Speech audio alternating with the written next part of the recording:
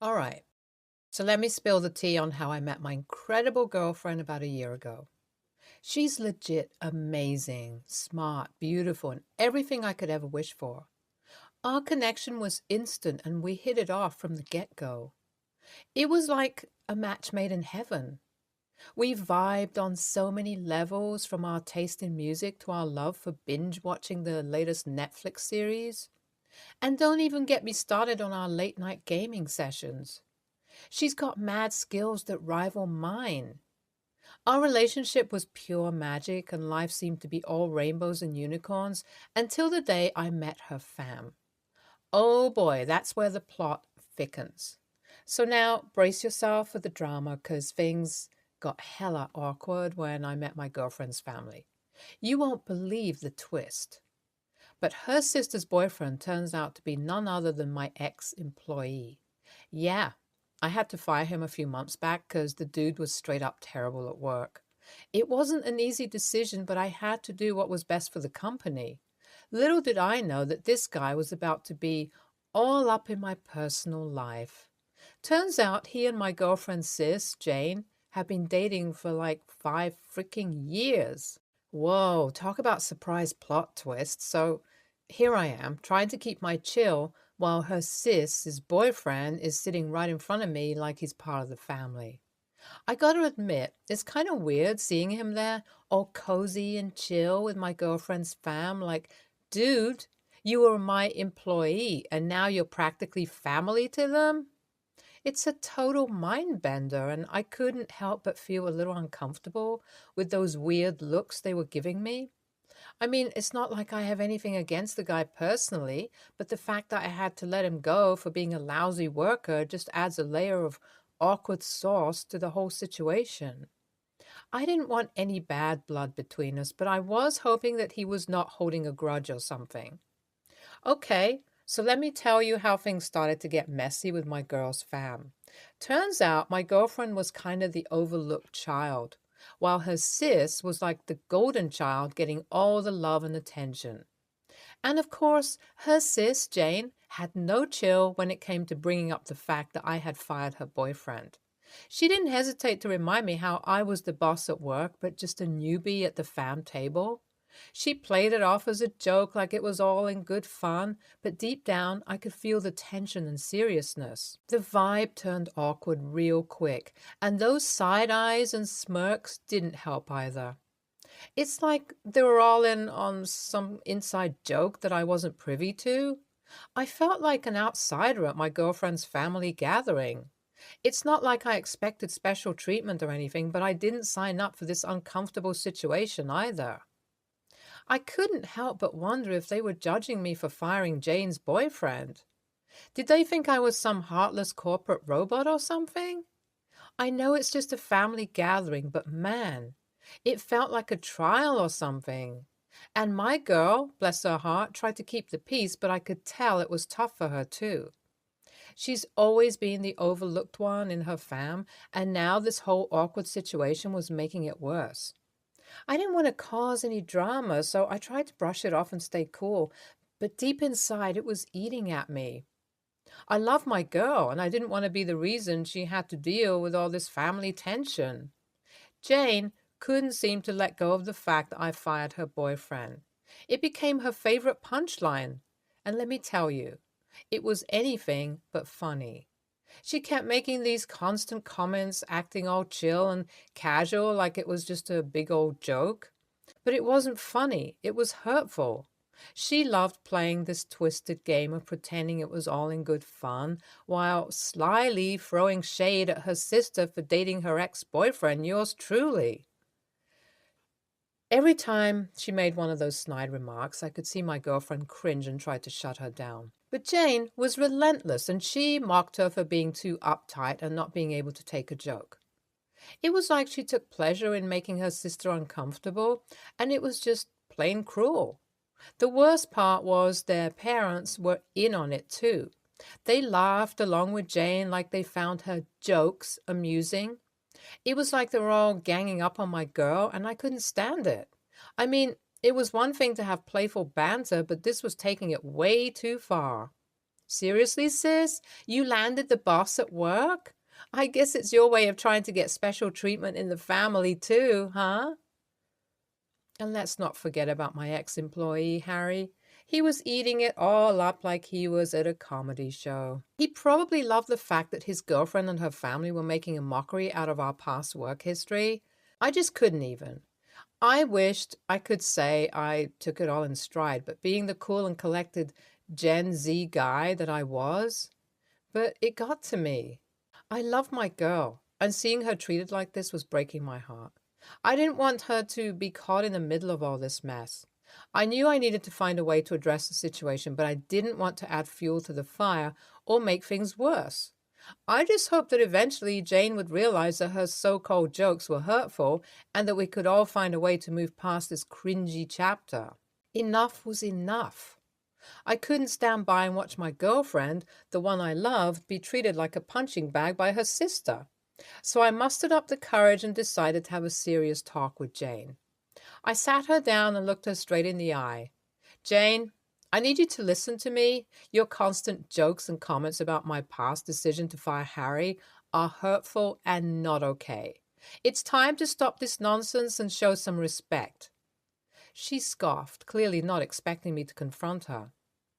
Oh, come on, it's just harmless banter, she retorted dismissively, but I wasn't having any of it. No, it's not harmless. It's making my girlfriend uncomfortable, and it's creating unnecessary tension within the family. We're supposed to support and uplift each other, not tear each other down. Jane's expression changed from dismissive to angry, and she lashed out.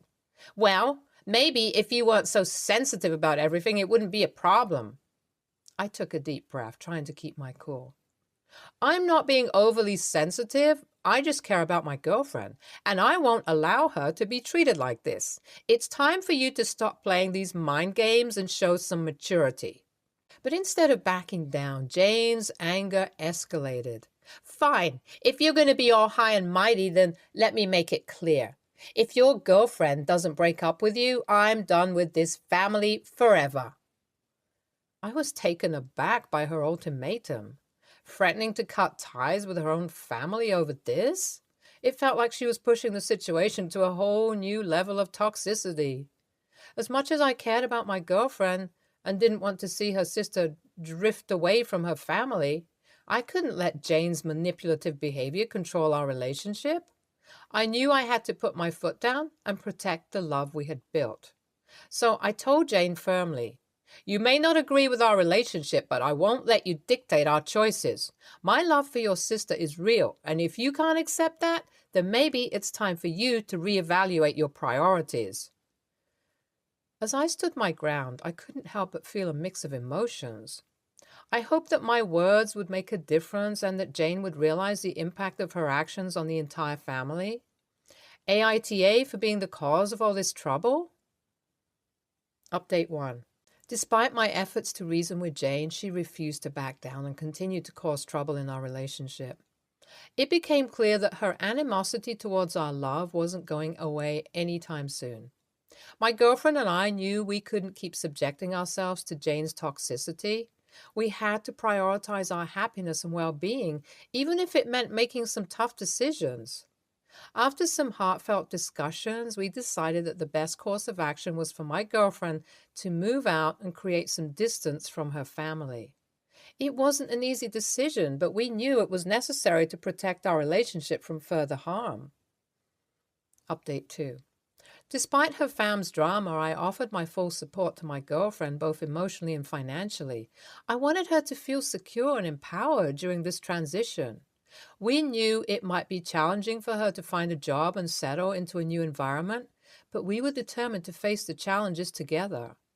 As my girlfriend started looking for a new place to live, I stood by her side, helping her navigate the process. We were hopeful that a change of scenery would bring some peace and stability to our lives. Meanwhile, we both understood the importance of her finding a job to maintain her independence. She has begun exploring various job opportunities, and I provided her with all the encouragement and motivation she needed. Update 3. We both have cut contact with her toxic family and doing well. We are doing better. Thank you for being a part of this. NTA, you're not the a-hole here. Your girlfriend's sister seems to be deliberately causing trouble and making inappropriate jokes at your expense. You tried to address the issue calmly and assertively, but she refused to back down. Moving out to protect your relationship and mental well-being is a reasonable decision. It's essential to prioritize your happiness and stand up against toxic behavior. Hopefully, distance from Jane will allow you and your girlfriend to build a healthier, happier life together. NTA, Jane's behavior is completely out of line, and it's unfair for her to create issues and drama in your relationship. You tried to resolve the situation by addressing it, but she ignored your concerns and continued with her hurtful jokes. Moving out and creating some distance from her toxic influence is a reasonable decision to protect your relationship and sanity. It's essential to prioritize your happiness and not let someone's negativity control your life. Next story. I, 15, female, and my mom, 36, female, got into a fight early today because the dishes weren't done. She went to an Elton John concert last night, and I had to babysit my little brothers for nearly the whole day. For some extra context, she goes to AA meeting nearly every night, and when she isn't at a meeting, she's at her boyfriend's house. She came home around lunchtime today and I hadn't done the dishes. Since I'm always babysitting my brothers, I tend to get very overwhelmed and forget to do my chores every so often. If this means anything, both me and my mom have ADHD and are on the ASD spectrum. She immediately got pissed off and started shouting at me, so I walked away to take a breather because I already know yelling back at her won't change anything. She followed me to my room and continued to shout about how I apparently never do anything around the house and need to cut her some slack because I already do so much for you. Take you to your appointments and pick up your medication. The least you can do is show me some respect. I lost it. I yelled back at her that she can't expect me to be mom number 2 at 15, how she's hardly ever around, and even when she is, she stays in her room watching Korean dramas and only ever comes out to make dinner or shout at us. How she never spends time with me, or my brothers for that matter, yet acts like it's such a shock we don't listen to her. How if I did nothing, then she wouldn't be able to go to her meetings, go on stupid bike rides with her boyfriend, or go to concerts when she knows damn well she can't afford it and lets us all down. I told her I won't and can't be the perfect daughter who never gets overwhelmed or depressed or just generally fed up with being nothing more to her than a second parent. And told her that I can't watch the boys, make them lunch, dinner, put them to bed, read them bedtime stories, make sure to pick up the phone when she calls, and remember to do all the chores. She yelled that I wasn't a second parent, and she was trying her best, and asked if she was a Jillian for wanting to enjoy her life. Again, I yelled and said, "You are, if you're enjoying your life at the expense of your kids, the ones you chose to have. They aren't my kids, and they aren't my responsibility, yet you make it that way. Of course I'm pissed at you for it." We haven't really talked since then, outside of her making petty sly remarks whenever I walk past, calling me lazy and a bitch under her breath, like a little frickin' kid. I'm starting to feel like I'm the adult in the house, and it's getting tiring. I got a call from my aunt, and she blew my brains out for disrespecting my mother that way. The whole, she gave birth to you, and she owes you nothing bullshit. So, AITA? A very long-awaited update, LOL. So, hey, IMAO, I deleted Reddit and forgot about this post till tonight, so I figured I'd give you an update. I took advice given to me and talked to one of the guideline counselors about the whole situation. I also started seeing a therapist, not because of the thing that happened in the past, by the way, and asked for her advice. Basically, my mom got invited to one of my therapy sessions, and my therapist, I'll call her Anne because it's just easier, talked to her about my perspective on the situation and offered my mom ways to balance her life and her mom life. It took a while for Mom to listen to Anne, but eventually started working on it. She's not out every night like she used to be, and she's putting some time aside to spend time with me.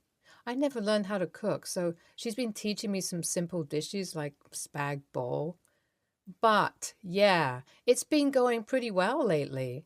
Obviously, we've had fights here and there, but she's taken the coping things Anne gave her to work on, being rude about it, and it's been a lot easier to solve conflicts with her. Also, this is unrelated, but I've got a job interview on Monday, so yeah.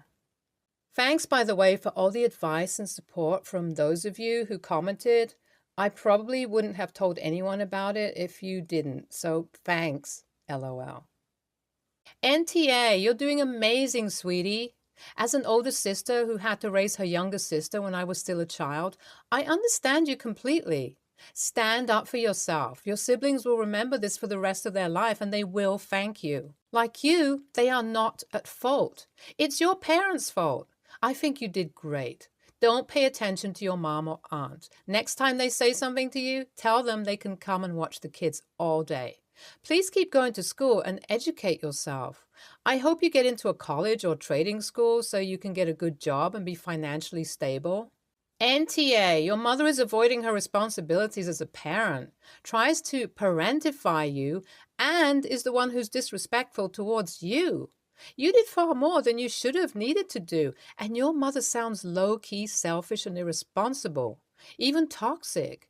Your mother and anyone who blames you is a total a-hole. Absolutely, NTA. I hope there is someone, a teacher at school or something, you can confide in. Frankly, your mother sounds horrible and irresponsible. It is amazing for your siblings that you stepped up, but it shouldn't be your responsibility. Next story. My daughter, Di, 18, female, is naturally very smart, but also very lazy. We live in New Zealand where you do 3 years worth of exams. In the first 2 years, she excelled excellently and was in the top 5% of her year group. This year, however, I just got an email that she didn't pass the year, let alone get university entrance. Two different sets of requirements. This means that entry into her course and halls of residence has been revoked. I'm obviously incredibly angry and disappointed in her. She would now pathetically be considered in the bottom 5% of her school. We were at our family friends a couple of days ago where all of the teens who just finished high school were discussing their future plans. Di mentioned how she was going to take a couple of years off from school where she wanted to continue working to become more independent and then be a camp counselor, Camp America, for the summer where she went on about confidence and all that BS. This is when I piped in. I said that Di was only taking 2 years off as she didn't actually pass high school and therefore wasn't able to go to university. I then stated how the mentioning of 2 years was manipulatively stated, as a 2 year wait would allow her to go to university through adult entry, despite failing high school, and was therefore not a choice she made. I then looked at the younger kids in the room and made a mention about how this would be them if they didn't get their shit together, and continued on Dia's path of being a pathetic, disorganized, and ungrateful teenager. Di started crying, which she never does, so I felt a little bad, but then realized she brought this on herself. As a final statement on the topic, I said that she can't just lie to everyone about her future plans because she's embarrassed by the consequences of her own actions. If she didn't want to be embarrassed, she shouldn't have ended up in this situation. I got a message from one of the parents last night asking if Di wanted to go away for a week with their family. She said that Di seemed like she needed a break, and she especially noticed it after exam results. Di hasn't spoken to me since she got her results, and I can barely look at her without feeling so angry. So, of course, I agreed.